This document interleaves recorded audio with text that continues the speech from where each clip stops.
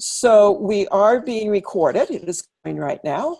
And I'm just going to go ahead and start, and people may join or they may not. Okay, this is Janet Great. Roper, modern shaman, animal communicator, and educator. And I welcome those of you who are live on the call tonight about beginning animal communication, or those of you who might be listening to us in the future. And I just want to say that if you've had any curiosity about animal communication, that you are in the right place.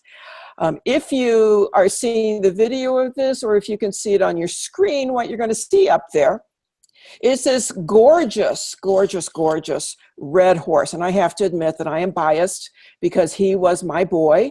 That is Shiloh, that you see that big red horse up there. And Shiloh and I, we always communicated. He passed into the non-physical in December of 2015. And we still communicate. So he may show up tonight. He has a tendency sometimes to show up, and sometimes he has a tendency to kind of take over. But since he and I work so closely together, I'm okay with that. And I'm hoping that you folks will be too. If it disturbs you or makes you nervous in any way, just let me know. But here on the screen, what Shiloh told me when he was 17 years old was, tell people not to limp along with their animal communication skills. Now is the time for people to really learn to talk to animals and to listen to us too. We have much to share. And I think that you will find that out tonight, that the animals do have a lot that they want to share with us and they would like to share with us. And I think one thing you might also discover tonight is, if you're on this call, whether you're aware of it or not, how much you're already connecting with the animals and listening to them and in conversation with them. And also, if you're on this call, you might have found or discovered that now is really the time to start connecting with the animals, because our world is in turmoil. Okay, you can't help but see it in the news, on the radio, on social media. Our world is in turmoil. And the animals have been after us literally for years to step up to the line and take responsibility and start connecting with them, because they are also sentient beings on this planet. And as sentient beings on this planet, they have a say in what goes on too. So in my opinion, that's why it's so important at this time for people to step up, talk to the animals, learn to talk to them, and whatever that means for you, because it means different things for different people. And I truly believe, and some folks might say, oh, Janet, you're just kind of exaggerating. No, I truly believe to the depth of my soul that when we start connecting with the animals and being in right relationship with them, we are changing the world, each one of us. So I commend all of you who are on the call tonight, either live or listening at a later time. What you see up on the screen now is I say everyone is muted. And I have this beautiful bulldog with his mouth being muted with a big X across it. And that's a lie, because there are a few of us on the call right now. And as long as we're relatively quiet and there's no background noise, I'm not going to mute the call. I invite people who are live on the call to ask your questions as we go along, and to ask your questions and just to express, any thoughts that you might have about animal communication. Hello there. Thanks for joining the call. So the call is muted. Hello. We have someone else on the line. Hi, this is Anju. Hi. How are you tonight? I'm good. Good. Thank you. Good. I don't have people muted right now. So, there's just a small number of us on the call. I am recording. So I think we're going to have a great conversation tonight.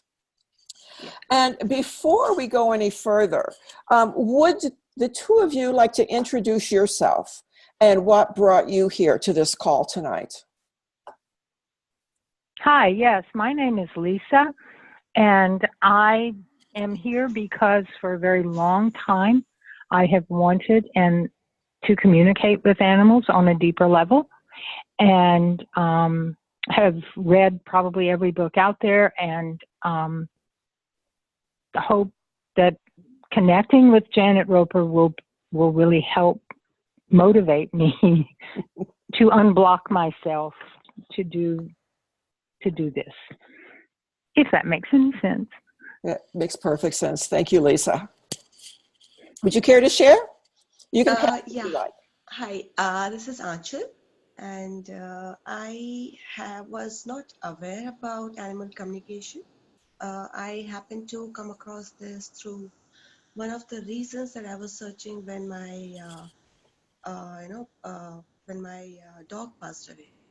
So I was trying to find out reasons as to what happened, why did he, leave me so soon, and I was obviously not prepared for it.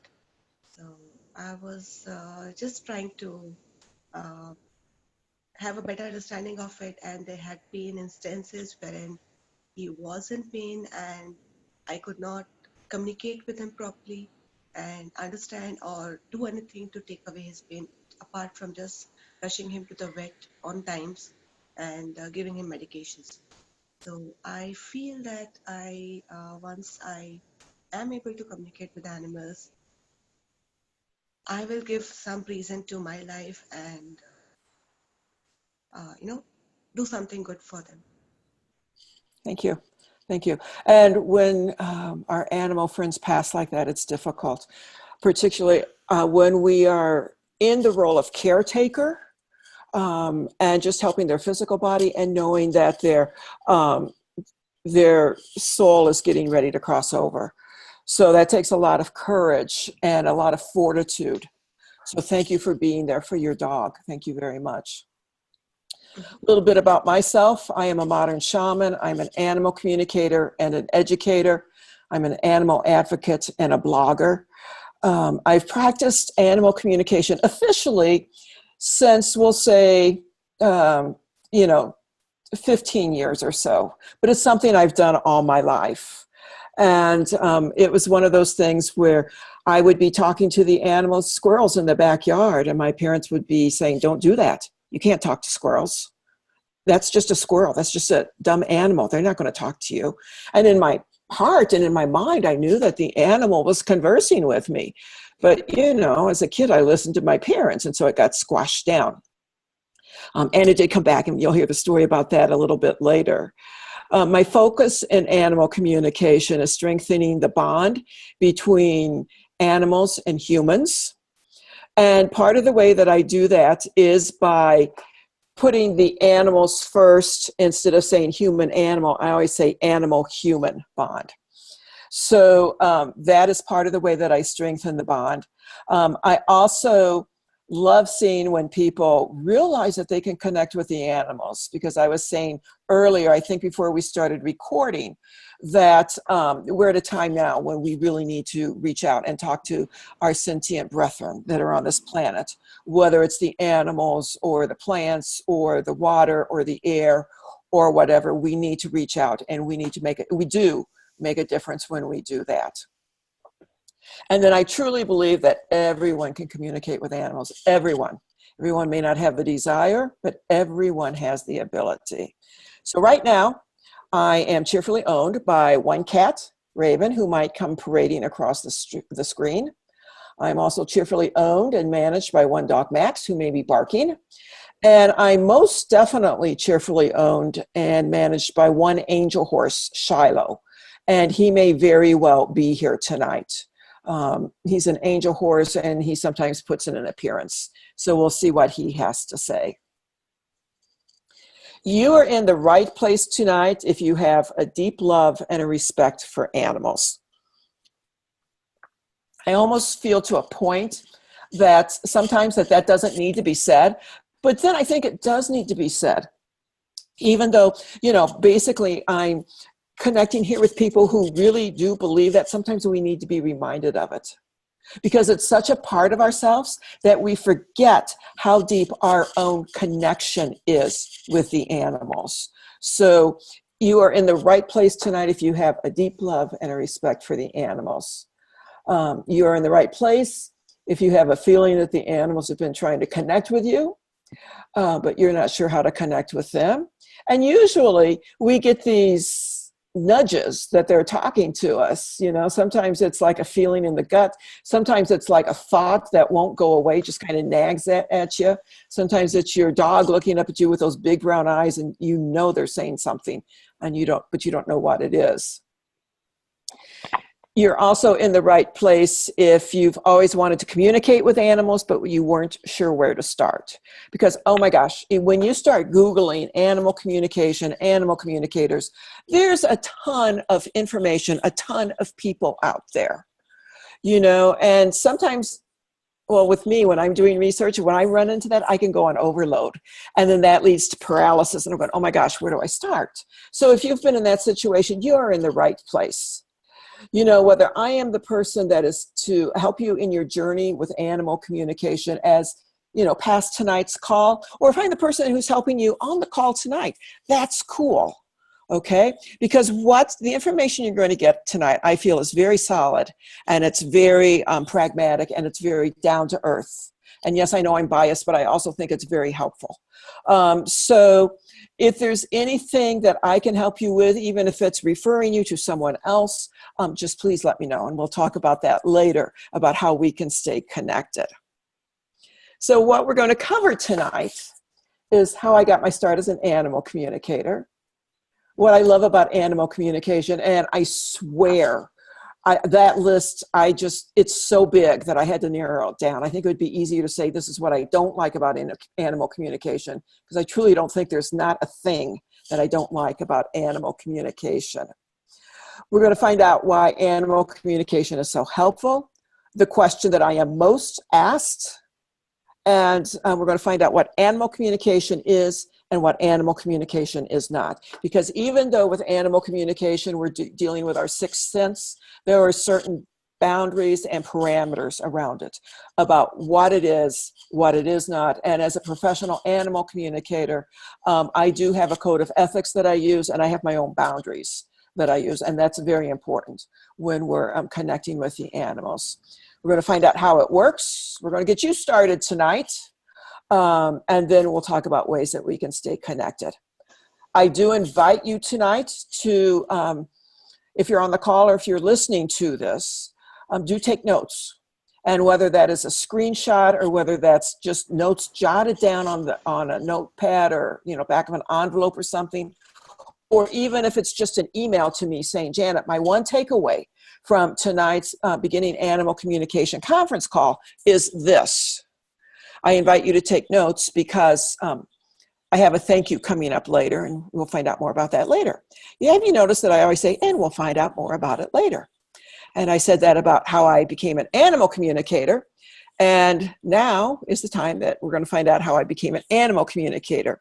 If you are on the web and you can see the screen that's up, you will see a beautiful, beautiful dog. Just a buff-colored dog who looks like a puppy. He was not a puppy at that time.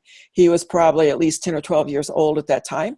And that was my dog, Teddy, and he's the one who got me started into animal communication. And the way Teddy got me started into animal communication is at the time I was living in Minnesota. I had 3 cats, 2 dogs, and my horse Shiloh. And I was also teaching music out of my house, and one of my dogs passed away, and I'm just a 2-dog kind of person.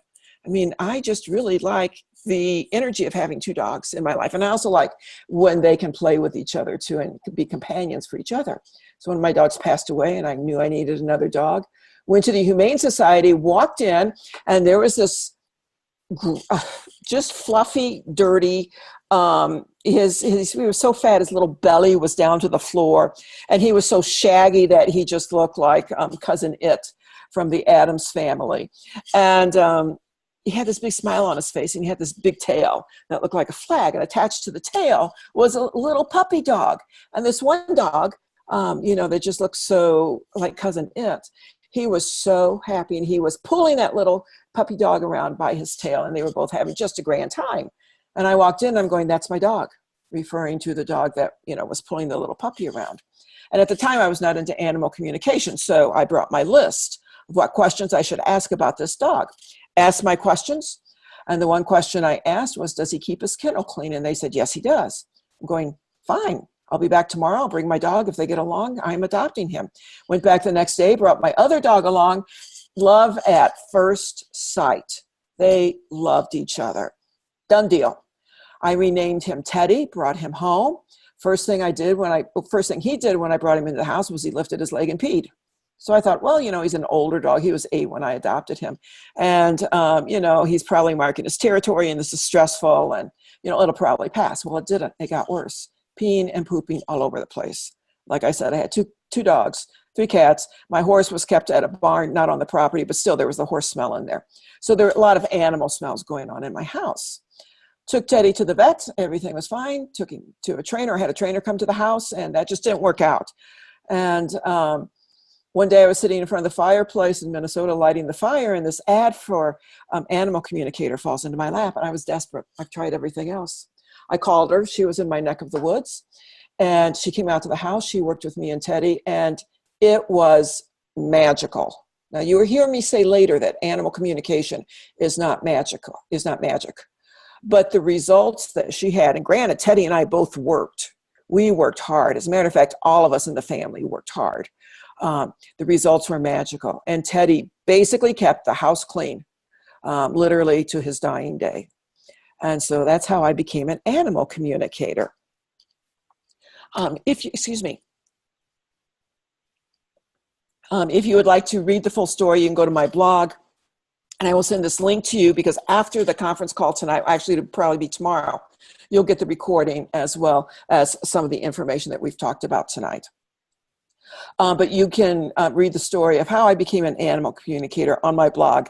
Just go to janetroper.com and then in the search bar, type in how I became an animal communicator and the story will come up. So what I love about animal communication, everything under the sun I love about animal communication. I'm going to sneeze pretty soon, and I'm hoping that it will pass. So I'm going to apologize ahead of time in case I do have this big sneeze coming forward. What I love about animal communication is how it deepens the bonds between animals and humans. Because all of a sudden, we are connecting with the animals in what I call right relationship. We are connecting with them from a position of relationship with instead of power over. So when we are connected with animals from that position of relationship with, of right relationship, all of a sudden it's not me saying, Max, don't bark, or, Raven, stop jumping on the counters. What it is that we are taking their needs and their wants into consideration, which puts a whole different dynamic around the relationship that's going on. It takes a while to get used to, Just think about it. If you had somebody who, if there was an alien that landed and the alien became your friend, but you didn't know how to communicate with each other, it would take a while to get used to that, right? Well, same with animal communication. Even though our intuition, it's innate in us, it's our natural way of communicating, we've been told so many times that it doesn't count, or that we can't do it, that we've just squashed it down. When we open the door to animal communication, that starts bringing it up, working with our intuition. And the great thing about that is that the animals are already connected with us. So if you think of a bridge, and we're on one side and the animals are on the other side, well, the animals have already crossed halfway over the bridge and they're ready to talk to us. We just have to go half of the way over the bridge, not over the entire bridge. So the animals are there. They are waiting for us to step up, so to speak, and to communicate with them. I delight in witnessing when a person realizes that they can connect with animals in a deeper and more profound way. And I'm a teacher at heart. As a matter of fact, my degree is in teaching. And when I see that light bulb go off, it's the best thing. It's better than chocolate. Because all of a sudden the person has realized that they can communicate with their own animal power, whether it's their cat or their dog or their bird or their horse, in a way that they didn't think was possible before, but was indeed very possible. And how that relationship is deepened because you are now communicating intuitively. I love it when people realize that we all can connect with animals. And I don't mean just our domesticated animals, even though as beginning animal communicators, people who are studying animal communication, it does start with our own immediate animal family, you know, and those animals in our immediate sphere. But then it goes on, and we're talking to the birds in the backyard. We're talking to the snake in the backyard. We're talking to the bees. We're talking to the hawk that is down the way. And it can go beyond that in talking to angel animals, animals who have crossed over. I call them angel animals. And it can go beyond that and talking with our animal spirit guides. Some people refer to them as totems. Some of them refer to them as animal guides or animal teachers, but they are not only not in the physical, they are what I would consider a step or more above an angel animal. So there's a whole hierarchy of animals that we can connect with. And once we start connecting, it just starts opening up and blossom. And I love it when people realize that, you know, your dog may not be here just because he's a dog, but because he has a lesson for you, because he's a guide and a teacher here for you here on earth. And that happens a lot of times, not 100%, most definitely not 100%, but often enough, excuse me, it's really dry in here. But it happens often enough that, that I invite people to look at. What is your relationship with the animal? Can you ask them, why are they here with you? Now, sometimes a dog is a dog, and the dog is with you because the dog is with you, and there you go. Sometimes, like with Shiloh, my angel horse, we were together for, I think, 18 years here on the physical. We've been together in past lifetimes, and we will be together in future lifetimes. And as an angel animal, he helps me in the everyday of my life, particularly when it comes to the workshops and the teaching that I do. Now, why animal communication is so awesome.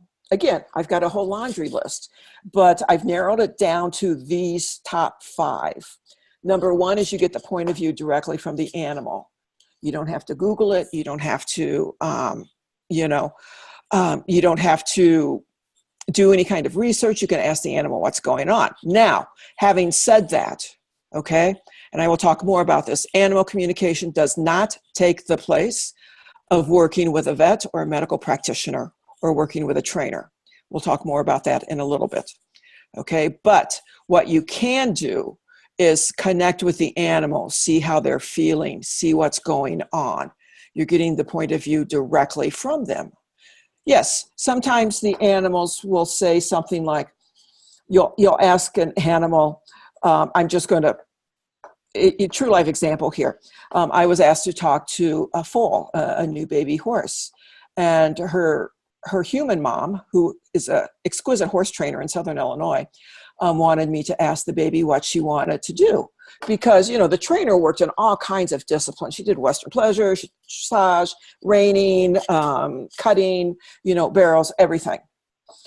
And so I'm talking to the little baby horse, and the little baby horse is saying, oh, look at my beautiful legs. Can you see my beautiful legs? Look at my beautiful legs. And that's all she would say. And so what it came down to is she didn't know how else to say that she wanted to be in the show ring. She wanted to be in the middle, and she wanted everybody looking at her. At that time, she just said her beautiful legs. But what it turned out to be was looking at her beautiful body. And she's won tons of awards as a quarter horse in the show ring. You can learn about potential health problems before they occur. Again, you want to work with your vet or your medical practitioner with your animal. But, you know, if a dog is saying, you know, my hip is just, it's feeling funny. It hurts when you touch it.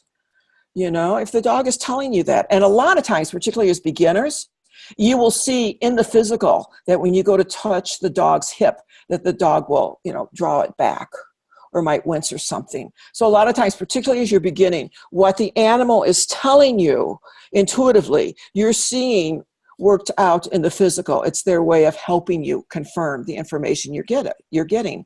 Sometimes we just blow that off going, well, I see it. So, you know, I saw it with my physical eyes. Of course, the animal didn't tell me. No, the animal told you in a way that you would understand and confirmed it. with coming through your physical eyes. You can also discover possible explanations for behaviors, like with Teddy. What I learned about Teddy was he had never been trained properly what it meant to go outside to go potty. Because he was such a cute, adorable dog, and he was literally to his dying day, he would literally stop traffic when he was in the car with me, and people would be rolling down their windows and, you know, want to pet Teddy. And it was quite amazing, actually. And he loved it. You know, that was what he did, was he got people to pay attention to him.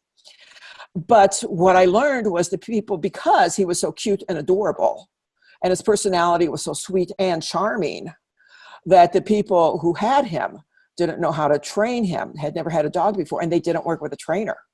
So almost from day one, you know, Teddy was going down this road of just failures because of humans not knowing how to work with him or understanding what was going on. So when he came to me, and that animal communicator helped me understand his background, it was like the light went off. It did go off for both me and Teddy. It's going, yeah, we got something to work with now. We're going to get this fixed, buddy. And we did. Animal communication helps prepare the animal and their family for hospice and the death and dying process.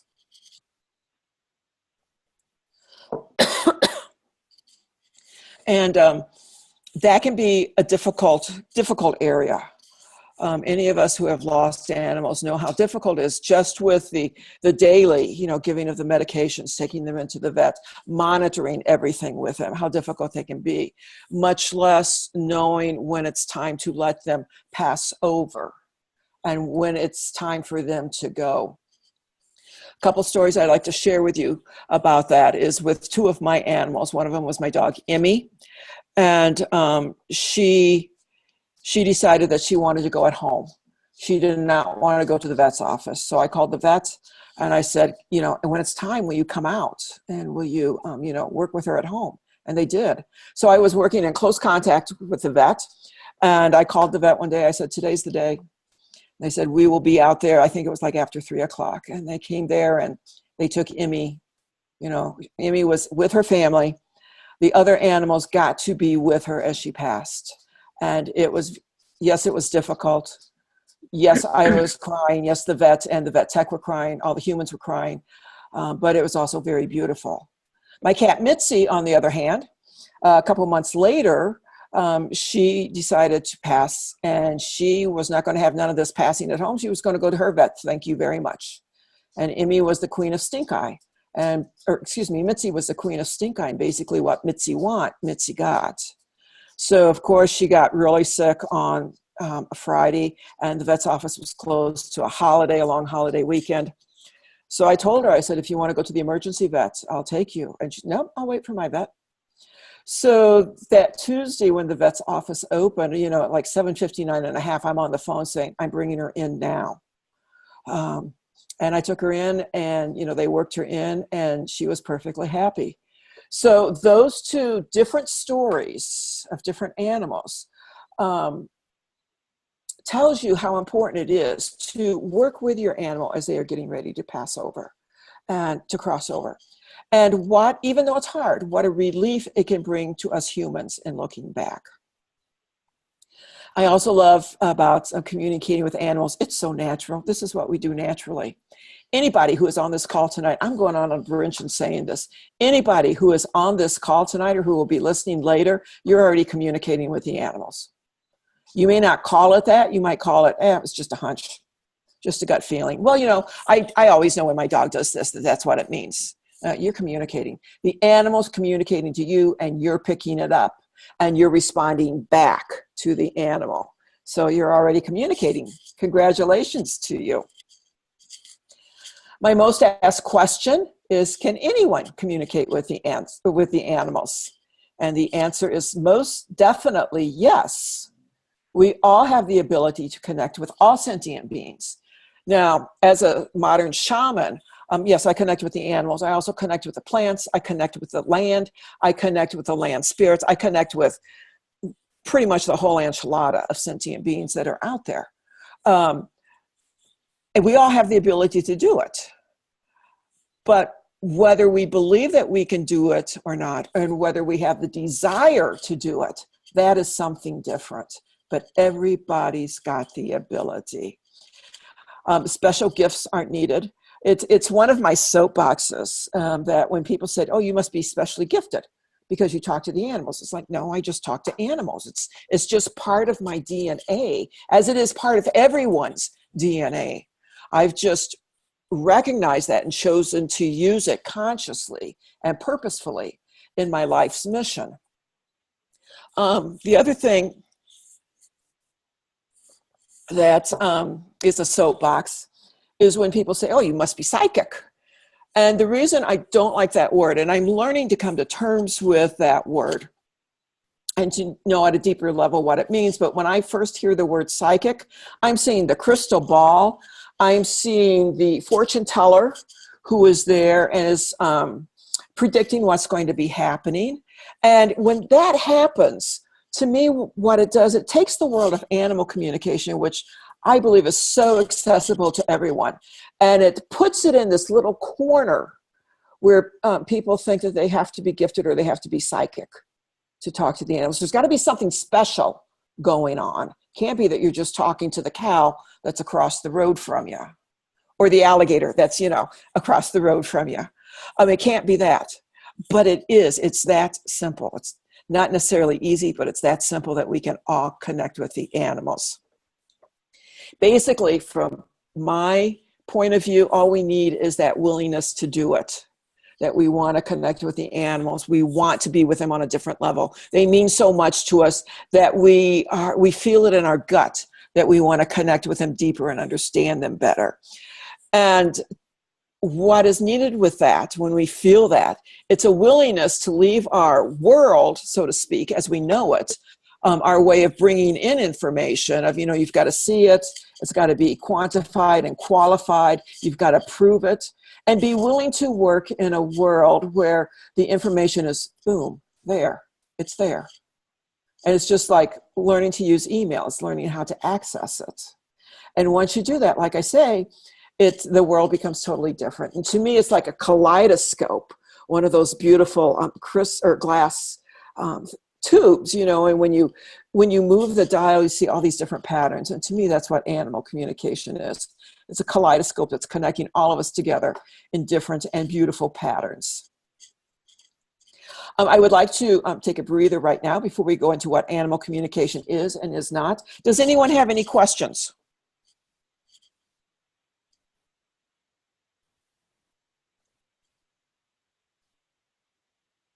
Okay.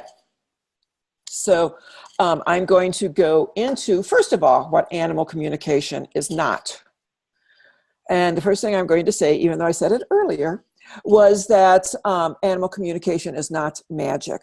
So many people think that they're going to call me, they're going to set up an hour appointment, and something that's been going on with the animal for weeks, months, and literally at times years, that it's going to be solved in a 1 hour animal communication session with an animal communicator, whether that is me or someone else. And in my experience, that's not going to happen. It's just not, because you and the animal have a relationship. You have a pattern that's been established. And just like working with humans, when you're working on changing a relationship, working on changing patterns, it takes time.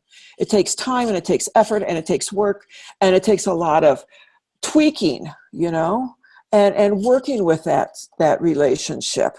So when I have somebody call in and say, I want you to fix this, it's like, no, I'm not the fixer. I'm the communicator.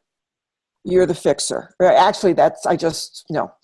The person is not the fixer. The person is the one who is in relationship with the animal, and it's the animal and the human together who have the power, if they both want to make it a better experience for all involved. So animal communication is not magic. Animal communication is not a medical diagnosis, prescription, or treatment.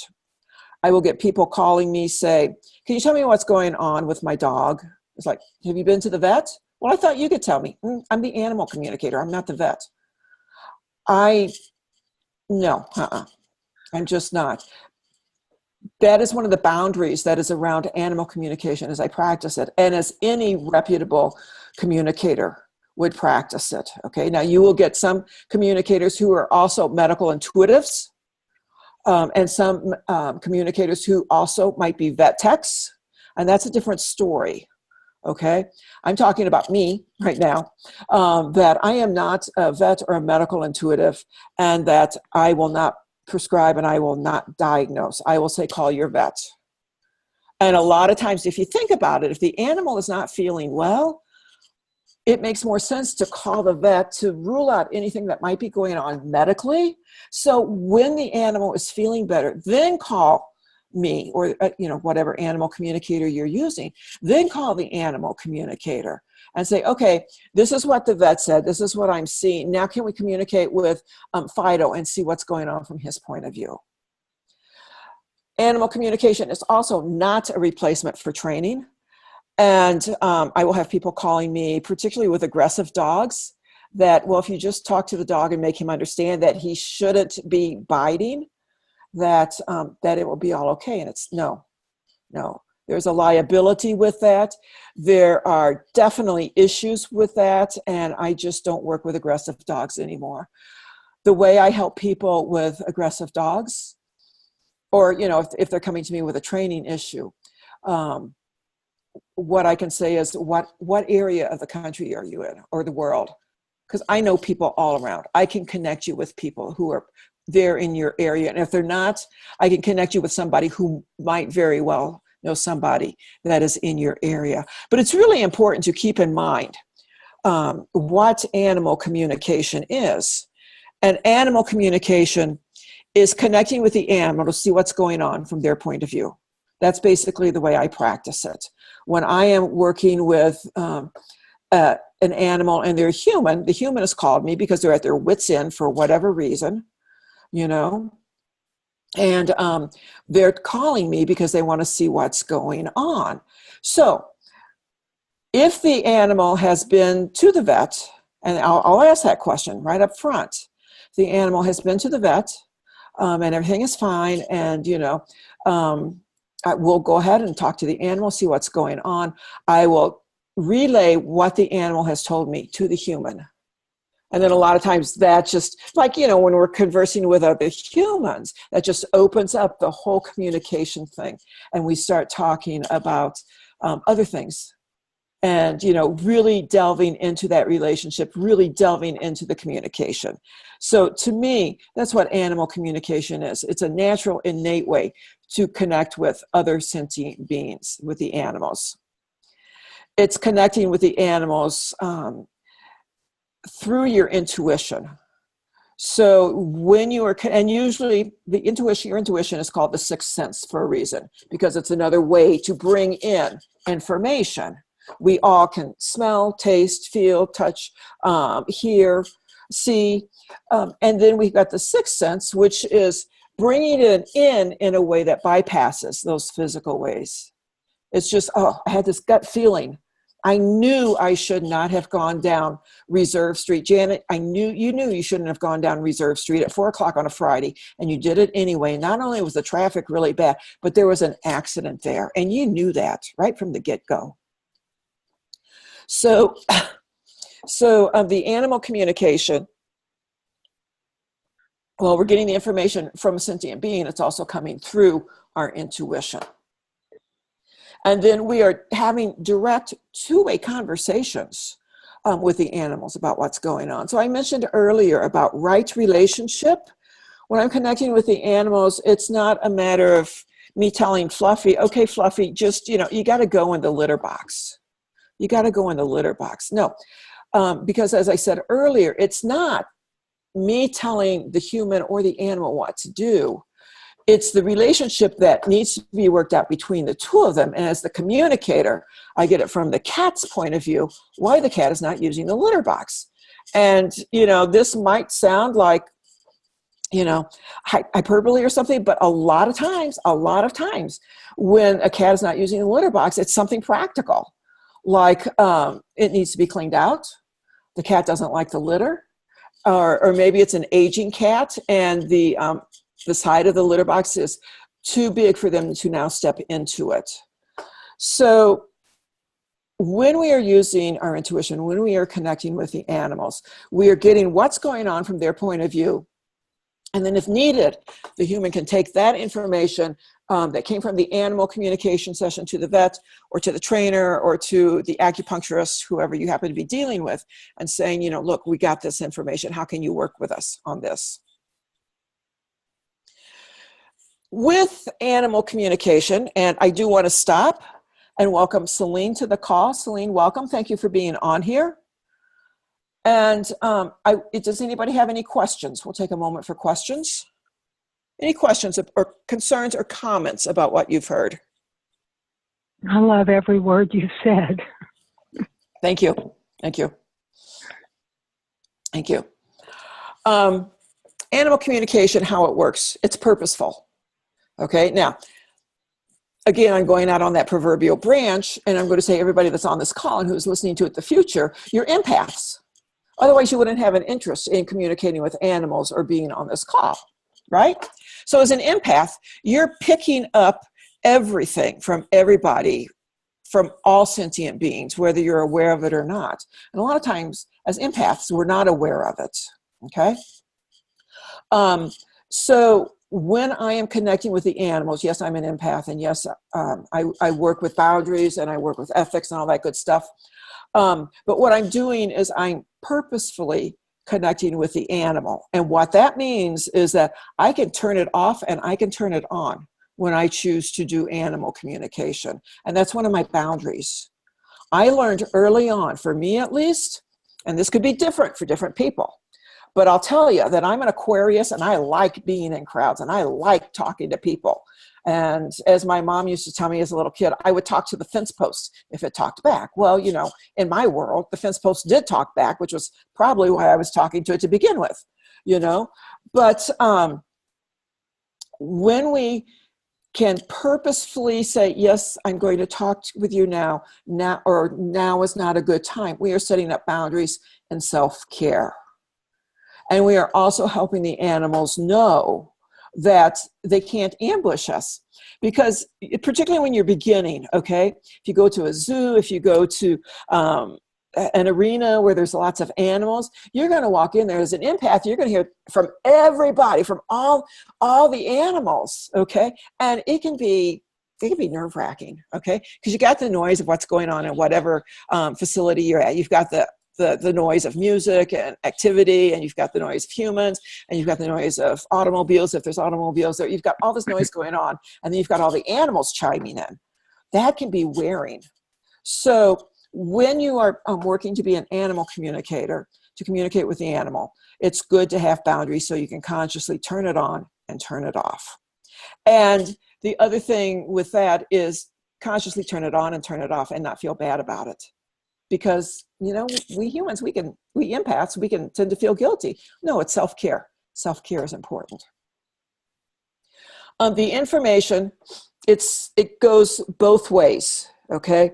From the animal to you, from you to the animal, okay? And again, it goes through our senses, usually through our physical senses.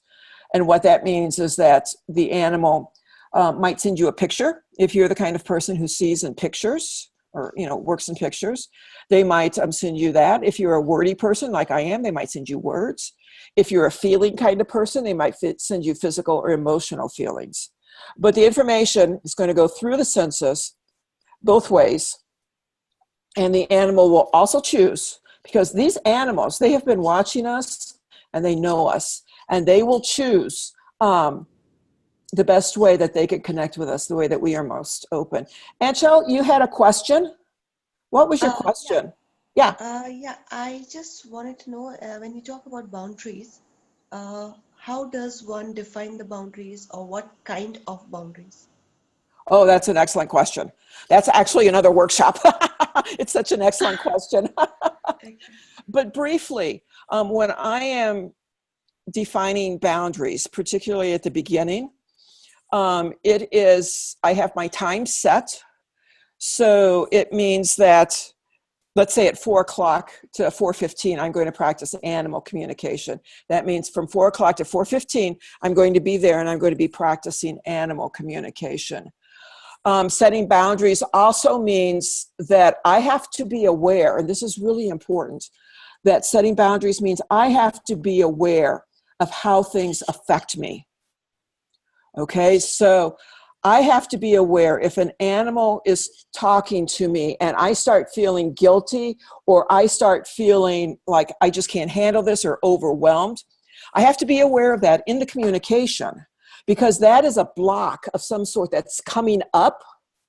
And if that's coming up to the point where I can't talk to the animal or get information from the animal, or I'm so busy not paying attention to what the animal or the human is saying, but going back into what that story triggered for me, then I'm no good to anybody, including myself. I'm certainly no good to the animal or the human.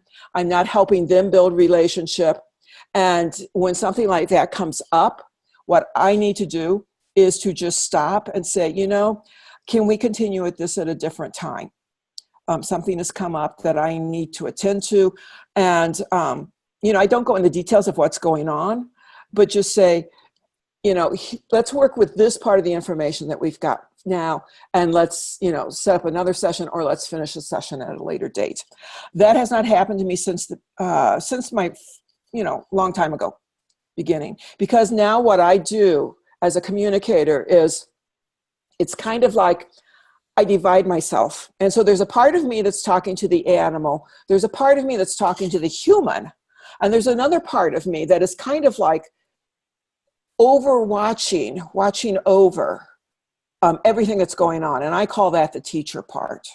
Okay? Not the part of me that is a teacher, but my higher self that is watching over what's going on. And when I see that, or my higher self tells me, Janet, pay attention here. This could be a block for you. Then I know that I need to pay attention and see what's going on.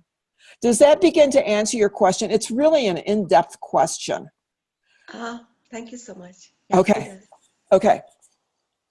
The information that we receive has an energetic essence to it that is coming directly from that animal to you. Okay. I consider that energetic essence to be like an email address. So when I'm getting the information from the animal, it's like I've got this email address that's been, you know, attached there, and I know that that's came from that animal. The other thing, okay, what have we got here? Hold on 1 minute. Let me open the chat room. Hold on 1 second. Make sure that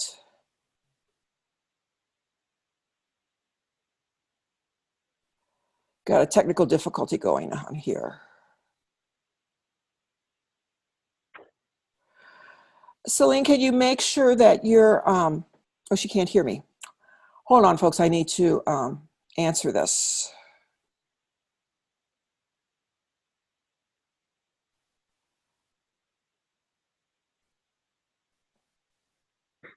Sorry about that. If you folks would go ahead and talk amongst yourself.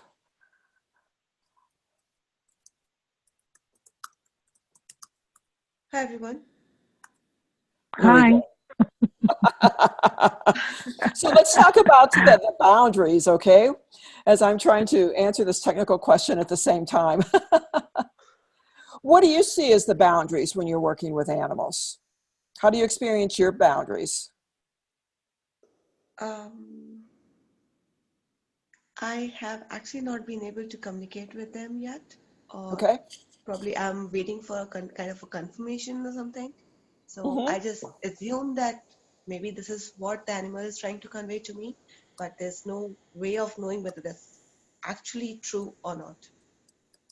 Gotcha. Yeah, and that's the thing, isn't it?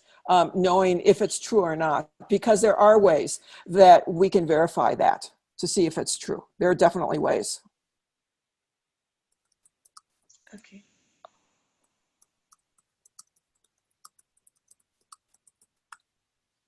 Okay. I'll just keep that screen open. The good thing about animal communication I like it anyway, is that the barriers of time and space don't exist. Those are man-made barriers. And so that's what allows me to be able to talk to an animal that's in the physical, in my neighborhood, on the other side of the state, on the other side of the country, on the other side of the world. Hold on one second.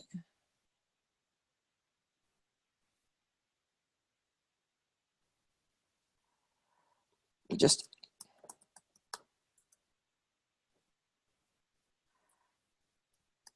doing technical stuff now.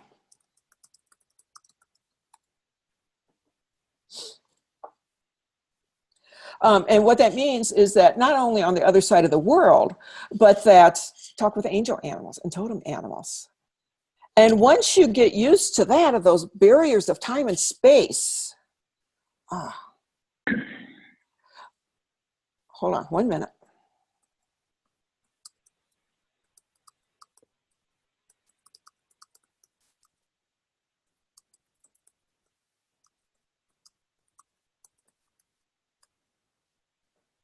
Once you've gone across those barriers of time and space, it's just like, again, that kaleidoscope opens up. The world opens up. And things that you didn't think you could do, all of a sudden you are doing. And not only are you doing them, but you're doing it as naturally as, going to the grocery store. Now, it does take work. And I love that you brought up about the boundaries, because, yes, animal communication is talking to the animals and connecting with them. But it's also connecting with ourselves. And when I first started animal communication, I was just so excited that I was talking to the animals. I mean, I was just all over the place, so excited. That first time an animal talked to me and I heard him and I understood it, I was just so excited.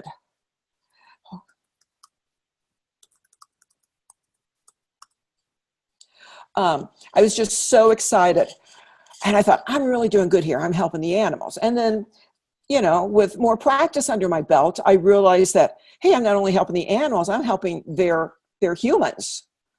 And that was just another one of those things that really opened up. And then a few years later, I realized that as I practice animal communication, I'm getting to know myself better, which I need to. We all need to, right?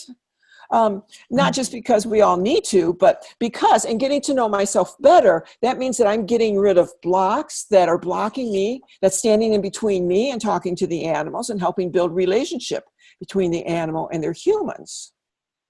So there's a whole thing there. And you know what? I'm going to send you guys some information on boundaries too. Let me just make a note to myself here so I don't forget. Because that is such an important topic. And it's actually like the basis, I think, of where everything starts. Okay, note written. Fingers crossed that I remember to read the note when I send the information out.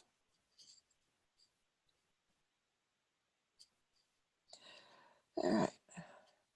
Move this over here.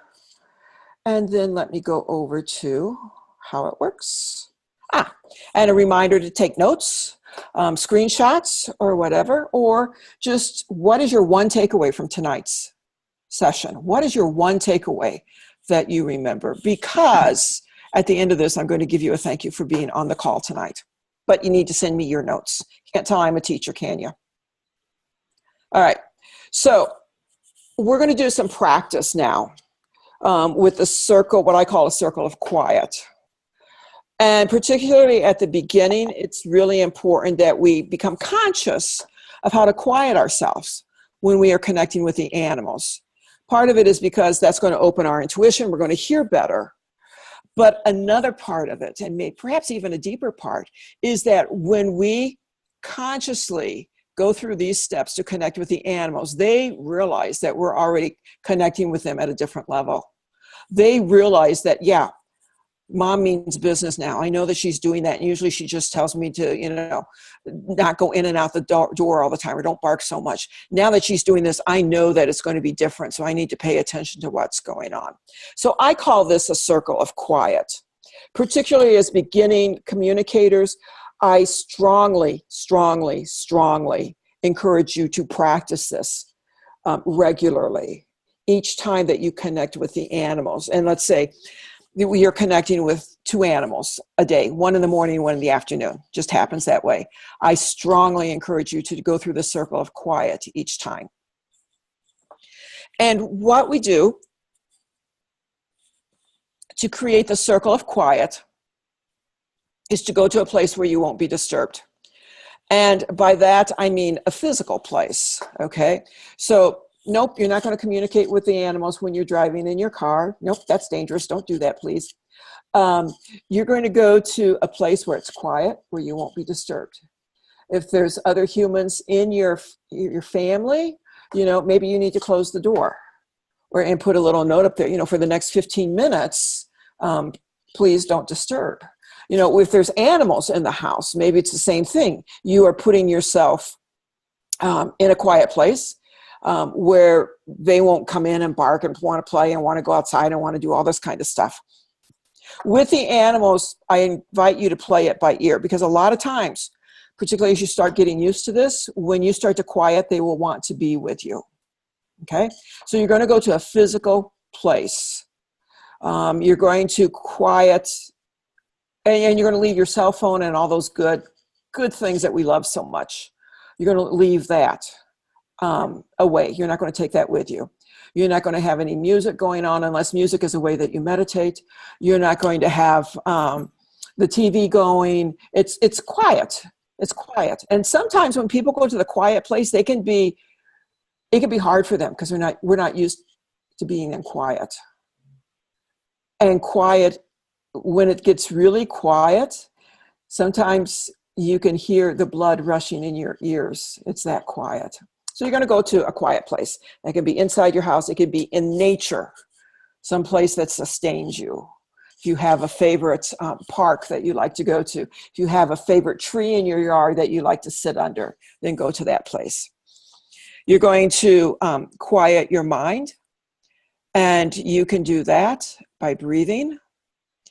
Now let me backtrack a moment. Let's go to quiet your body. And you can do that by focusing on your breathing. If you already don't have a practice established to quiet your body, then what I invite you to do is to focus on your breathing. I use this, and I really like it. It's really easy and simple to do. And since it's breathing, I don't have to think about it. It's natural. So what I do is I will inhale to the count of 3. Hold my breath to the count of 3, and then exhale to the count of 3.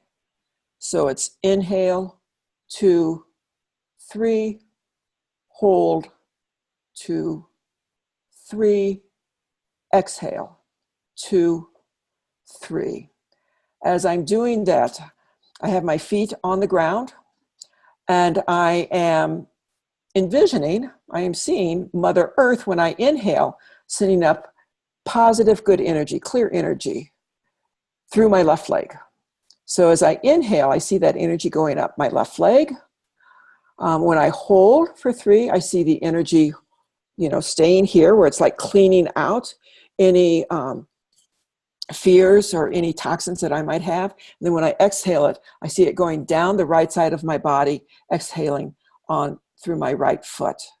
So feet on the ground, and you're seeing Mother Earth sending you great energy through your left leg, up through your left leg, as you inhale. Inhale, 2, 3, the energy holds, 2, 3, exhales the toxins through the right side, 2, 3. Let's do that a few more times. Take a deep breath and let it out. And now inhale, 2, 3, hold, 2, 3, exhale, 2, 3. And it feels like everyone has quieted down. I find that quieting our body and our mind. When we're working with one, we're also working with the other. If you tend to get monkey mind, which is what I call those distractions that come, imagine a wastebasket there beside you. And as that monkey mind comes, take that thought, throw it in the wastebasket. And then go back to your breathing. Inhale, 2, 3, hold, 2, 3, exhale, 2, 3.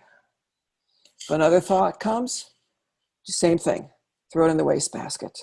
The great thing about having the wastebasket there with monkey mind thoughts, if you want them afterwards, you can always pick them up again. If you don't want them, take them outside, whether it's a pretend wastebasket or whether it's a real wastebasket that you were using, just toss it to the wind and ask the wind to get rid of those monkey mind thoughts that you don't need anymore. So you are quiet now. And then what I would like you to do is to ask who would like to come forward. Okay, what animal would like to come forward tonight? Maybe you've got one already in mind. Maybe it's one of your animals that you want to talk to. Ask them if they are ready to talk. If you don't have an animal in mind, just see who wants to come forward. And then always, just like we were taught as little kids, mind your manners. Please, may I, and thank you go a long way to connecting with the animals. Please, is this now a good time to talk? Is it okay to talk right now? I noticed that you came forward. Is it okay to talk? Honor the animal's response. So if you get a yes, then fine, go ahead and have your conversation. If you get a no, honor the response. And here's where boundaries come in. Don't take it personally. Because think about it. You don't feel like talking all the time, right?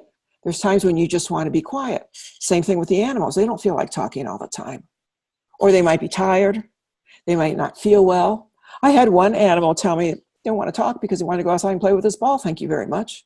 He couldn't be distracted from playing with it, focusing on his ball. Well, that was that animal's point of view. So we just check back in later. If you get a maybe, ask the animal if it's okay. Can I check in with you later? Or will you check in with me? And let me know when it's okay to talk. So as you're having the conversation, go ahead and just respond to any thoughts, feelings, impressions, ideas, imaginations that you might have. If the animal said, I don't want to talk now, ask if it's okay to sit in quiet with them. That animal may very well need to get to know you before he or she wants to be in conversation with you. That's not uncommon. Okay, they want to observe you. They want to see what's going on. So if an animal said no, or maybe later, ask if it's okay to sit in quiet with them and just sit in quiet with them. At the end of the conversation, thank the animals. And thank you very much for showing up. I really appreciate the conversation. I really appreciate what you showed me. I had a good time talking with you. I really enjoyed hearing what it was like from your point of view, from the dog's point of view. Thank you for that.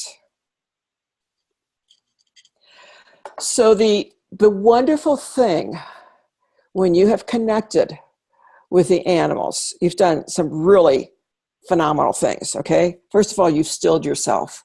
That is not a common thing in today's society, to be still. You've connected with an animal. How grand is that? You've connected with a sentient being. And you've had a conversation with an animal. You were in right relationship with that animal, conversing with them, see what's going on from their point of view. And how grand is that? So, we've talked through the practice. What I would like to do now is to give you 5 minutes to connect with an animal, okay? To create your own circle of quiet, to ask who would like to come forward and talk with you, or talk with some of your animals in your house, I would not encourage you to talk with angel animals at this time unless they are like right there, slapping you up the side of the face, I would encourage you to talk to the animals that you know in the physical.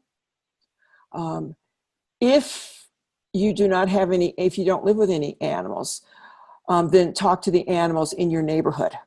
Not your neighbor's animal, because again, that goes into boundaries, okay?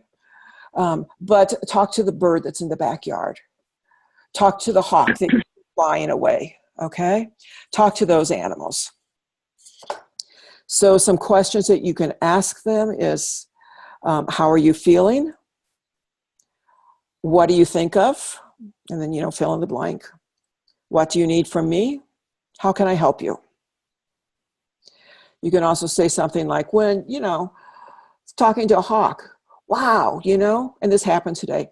I was driving down the road and this hawk zoomed down to the side of me and picked up this mouse and flew to the nearest fence post, and had mouse for lunch.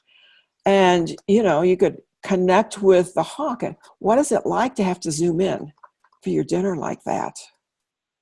What does that feel like when you do that? So those are some of the questions that you can ask the animals. Now, I'm also going to encourage you to trust what you get. Trust what you get beyond what you trust what your name is.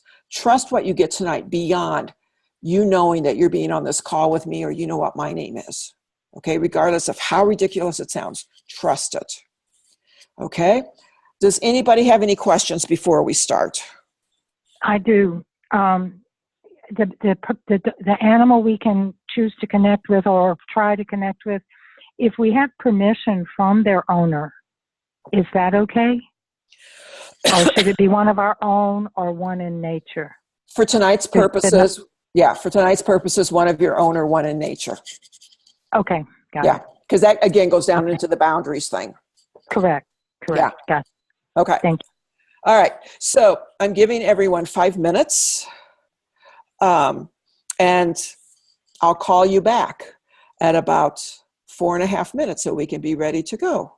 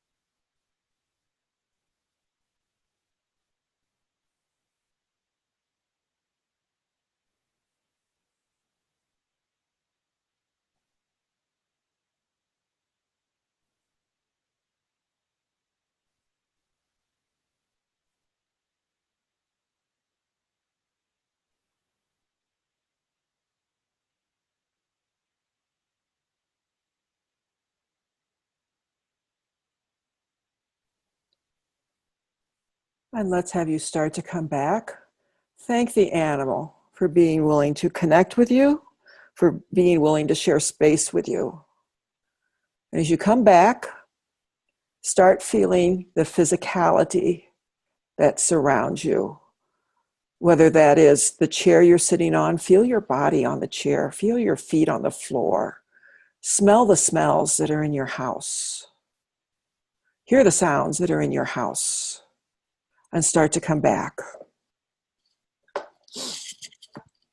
If you need to stretch, take a stretch. Deep breath, take a deep breath. And would anybody like to share what that was like for them tonight?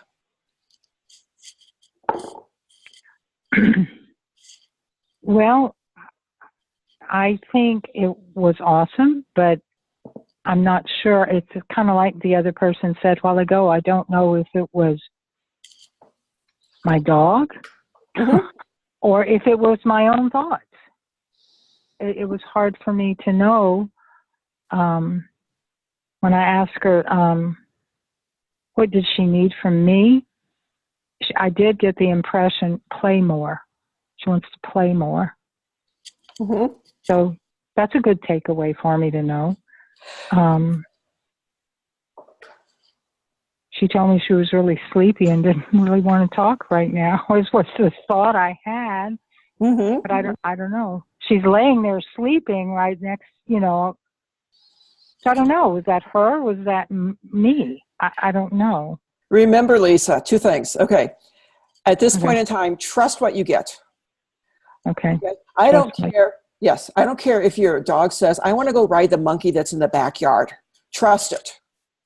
Okay? Because there's going to be a link there in some way. Okay, particularly at the beginning. Remember, the animals want to help us. So there's going to be a link there. Sometimes we humans, and I'm definitely speaking for myself here, I can be a little bit slow on the uptake of figuring out what that link is.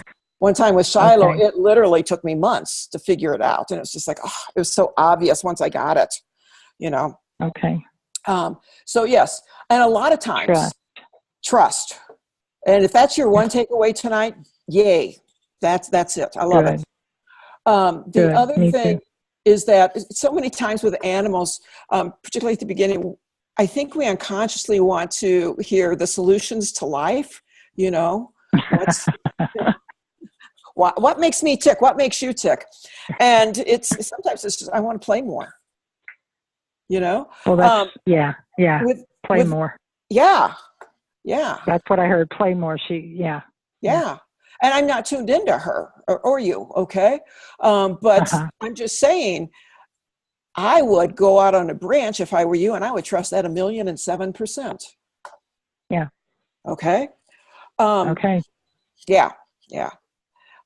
Okay. And so you betcha. Thank you for sharing. Would you like to share? I'm not sure if I actually got something, but all through the call, I did not hear any pigeons around. But just around this time, I heard a pigeon closer to my window, and I probably was trying to say something which I did not understand. So my thoughts that was something that I was assuming is what I think.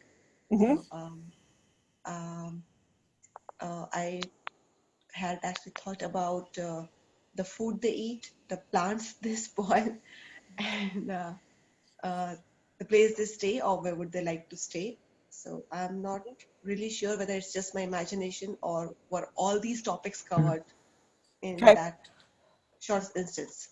Okay. You bring up another excellent point, is your imagination. Okay. What if your imagination is the door that is most open for the animal to reach you? What if it's not your imagination, but your imagination is the door that the animal's saying, I can reach her that way? Because I know with humans that they kind of trust their imagination. They kind of believe in their imagination. What if that's the door? So anytime somebody is saying, oh, it's just my imagination, I would invite you to look at, or they ask, is it my imagination? I would invite you to look at it as, That, yes, it was my imagination because that's the way the animal chose to talk to me. Mm. It's not your imagination because you made it up, you created it. It's the avenue that that animal had the easiest access to getting to you. Okay? It can also be through your dreams. It can be through music. If you are a dancer, it can be through dance. Okay, if you're a gymnast, it could be through, or a runner, it could be through doing the physical activity. If you like to cook, it can be through cooking. So one of the things that you can start looking at is, where are you the most relaxed? Where are you the most likely to receive intuitive hits, intuitive information? Is it before you go to sleep at night? Is it when you're singing? Is it when you're dancing? Is it when you're in the shower? When you're in the bathroom? That happens a lot. It really does. So part of that is, as I said earlier, getting to know ourselves. So what I'm going to invite everyone to do is to just start taking notes. Okay? When do you feel the most relaxed? When do you feel like you have the most access, or when do you feel that your intuition has the most access to you?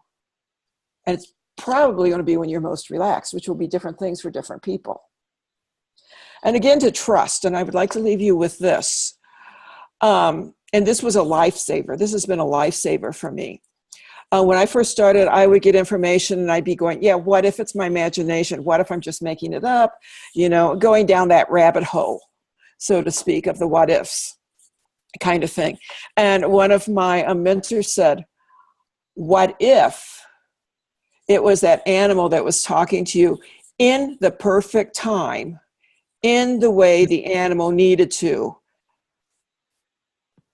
and in the way that you needed to hear it? Because think about it, Janet, out of all the things that could come to you at that time, why did that information come? You could have received information from anything else. You could have received information about what's going on in the neighborhood. You could have received information about what's going on at the local school. You could have received information about, what new play that's going on at the theater. You could have received information from saying, I want to read this library book. Why did that information come to you at that specific time when you had set up an intent to get that information? Why did it come to you at that time, in that place, in that way, from that animal? And if all you take away tonight is trust and asking yourself, why did that information come to me at that time, at that place, in that way, from that animal?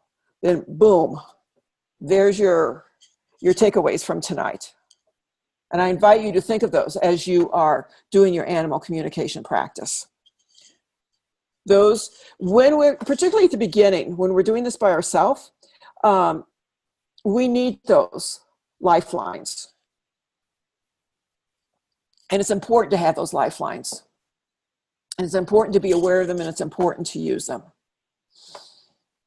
So, any questions before we go ahead?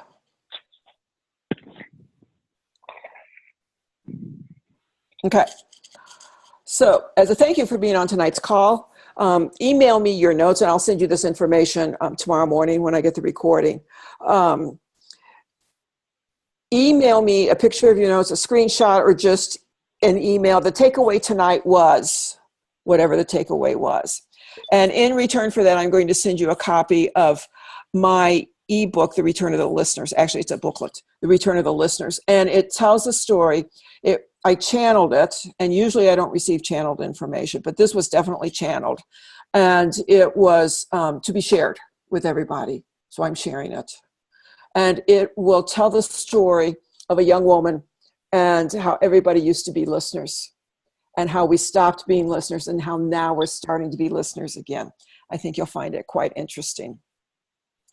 So email me your notes by no later than tomorrow night at midnight. And that's here in the United States, that's January 26th at midnight.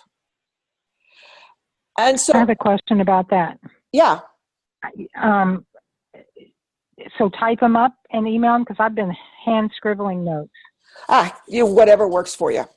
If you want to take a Okay. screenshot and, do it, or, take a shot with your camera, that's fine too. Okay. And I can, okay. All right. Does that answer your question, Lisa? Yes, it does. Yes, it Okay. does. Yeah. Yeah. And then you want something else in an email that says our takeaway from tonight. Well, and that could even be your notes that you send me. Oh, okay. Yeah. So you could send an attachment, or you could send a picture, or you could, write them in the email, or you could just say, Janet, my takeaway from tonight was, Okay. Yeah. All right. Yeah. Thank you. You're welcome. And I'm hoping that you're discovering how much you're already talking to the animals. Because believe me, you would not be on this call unless you were already talking to them and had some connection with them and were aware that they were at least reaching out to you, if not talking to you already. So kudos to you. And if there's anything that I can help you with that, and to further your path with that, just let me know. Let's stay connected. And the easiest way to do that is to, if you're not already on my newsletter, to sign up for my newsletter and go to janetroper.com, and you'll see, sign up there. You can sign up there. I'll also have everything in tomorrow's notes that I'll be sending you. I also do monthly workshops. The next workshop is February 15th, and it's going to be about totem animals, connecting with totem animals and animal spirit guides and animal allies. So on the 15th in the workshop, we will not be talking about the animals in the physical, but the animals that are in the non-physical. So I will be sending you information on that. I'm on Facebook, Janet Roper, or I think the business page, I should really know this, shouldn't I? I think it's Talk to the Animals, talk with the number 2, the animals. But if you go to Janet Roper on Facebook, you can connect there, and then we can connect up on the business page too. You'll see what the business page is. I do the monthly workshops. Like I say, the next one is on animal totems. You can go to my site, and you'll see, go to, what is it? I think you see the workshops right there. Or you'll go to the services and products, and then you'll click on that, and then you'll see workshops. Click on that, and you'll see a listing of the upcoming workshops. They're scheduled between now and April, and then I'll be doing, April of the next quarter, getting those set out. And I also give animal communication classes. I love doing hosted animal communication classes where the class has a host, and the host gets the people together, and the hostess gets the class for free. It's a 4-week class. We can either do it in 4 weeks, or we can do it in 2 2-hour sessions, or in a half-a-day session. But if you are interested in either being in a class or hosting a class, contact me on that. So I thank you for being here tonight. Thank you so much. Thank you for being willing to walk into the wonderful world of animal communication. It takes a lot of courage to do that. And I do not say that lightly. It really does. Because part of what you're going to learn on this journey is more about yourself. And of course, the purpose of talking with the animals is not to learn more about yourself, it's to communicate with the animals. But it's a nugget that we can't help but receive once we start connecting with the animals. Because just as much as we want to connect with them, they want to connect with us and help us. So thank you very much. I will send you information tomorrow, and go forth and communicate with animals. Thank you so much, Janet. You're welcome, Lisa. Take good care. Thank you. Thank you, Janet. You bet. Take care, Anshel. You too. Bye-bye. Bye. Bye-bye.